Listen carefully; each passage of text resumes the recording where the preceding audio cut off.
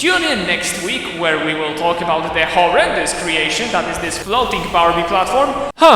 I guess it took a little longer. Hello everyone and welcome back to the part 2 of this video, but not really. As you saw in the intro, we will be talking about just one ability from the game Overwatch. And if you think to yourself, wow, how long can this guy ramble about just one stupid ability?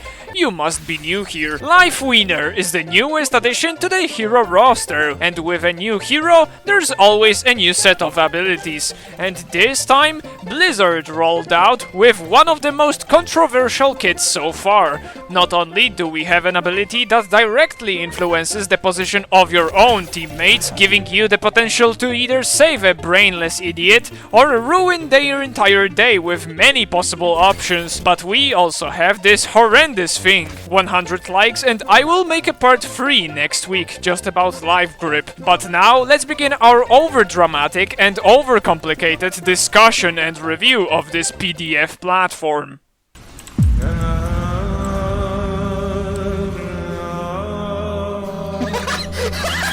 Let's start with what is the first thing you notice about this ability, that are the visuals. The platform itself is the most out-of-place object in the entire game. It doesn't fit the art style of what every other hero represents so far. Torbjorn's turrets look a little rusty and mechanical, and not only do they fit the character of our dwarf, but they also fit the art style and of the map and heroes, so it blends in and fits very nicely. We as the players already got used to the established look of shields and how they are colored in the team colors, where the friendly barriers are blue and the enemies are red. Additionally, all barrier-like objects have their lightened edge around to make them stand out even more.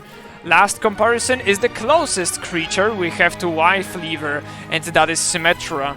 Even though her turrets are just white plastic balls and the teleporter looks very futuristic, it somehow still fits in just like Torbjorn's turrets. They don't feel out of place in maps like Oasis or New Queen Street, and they have their own color palette for both teams as well, that being once again red and light blue. Now when you look at the flower pad, focus only on the color for now. Try not to get distracted by that awful chaotic shape just yet. If you're not the Lost George or your eyes work perfectly normal, you'd quickly notice the platform is pink. Why is that so important? The color pink is just red, but lightened. And remember, we are talking about a friendly platform. This already breaks the fundamental color rule that is established across everything else. And how is the enemy platform handled? Well, it's still pink, but somebody cranked the saturation to 200. Now a good counter-argument to that might be saying that once again Torp turrets are red by default, and they don't get confused in what team they are. Well, they don't get confused thanks to the red outlines that are surrounding every enemy object. In platform's case, yes, you can differentiate what platform is from what team, but the execution looks simply put awful. Let's leave the colors behind and focus on the design now. The flower shape is very original, but we shouldn't put originality above good gameplay design. Some spots are see-through and others are not. The edges are not one smooth line, so shooting from above is clunky and not consistent if you try to maneuver around to not get shot. Going back a little bit more, every object I used to highlight the color issue could also be classified as a weaponry equipment or just tactical structures that are designed to thrive in battles and dangerous environments.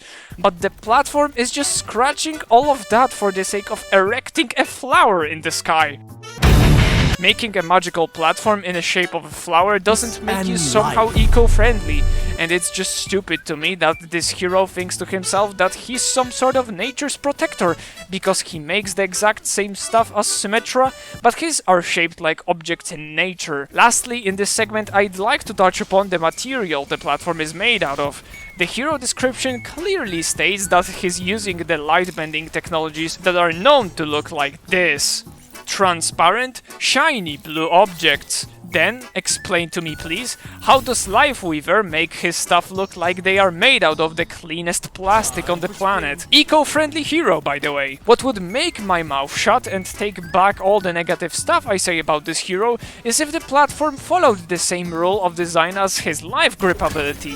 That one looks clean, transparent, even beautiful and satisfying at times. So why did they fail to stick to one design choice and decided to make this look like the newest Barbie set? On top of that, his Baobab of Life also has a different design, where it's made out of very bright yellow light-think structures. This one I can understand, as it ironically does follow the established fundamental color rule. So in this case, yellow in Overwatch means healing. And guess what the tree does? It periodically farts health points to everyone around. Lastly, there is the gameplay side of things, and here I must not complain. This ability is indeed something unique, something new, and it opens up many possibilities to use it with the think outside the box mindset, trapping people on staircases or blocking chokes because the platform stays in the middle of the entrance.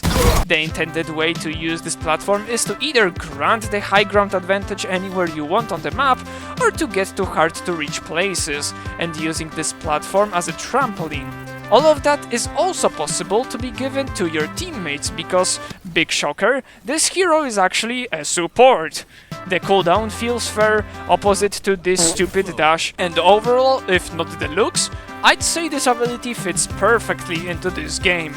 Works similarly as the Maze Ice Wall, where it can be used in many innovative ways that don't include getting outside the map, and also Symmetra's teleporters can be classified as a helping hand for your teammates to get from place A to place B, ignoring the vertical limitation of the default WSAD movement. In my opinion, the ability itself is a nice and original idea, but the execution of it fails in some departments. I don't want to see it gone entirely, but rather a visual rework would be perfect. Getting rid of the pink color isn't necessary, as it not only fits the color scheme of the default hero design, but it would also follow the established fundamentals of his life grip and default weapon projectile design. Considering Blizzard having many playtesters and very talented designers, I'm just going to assume that they all went on to design skins for the new Battle Pass, and the responsibility of the visual design was left to the new intern that lied in his resume. O kurwa, stan idealny. Dobra, lakierek nowy, kurwa, i pan Paweł, no kurwa, i jedziemy, mo. Dawaj, manie.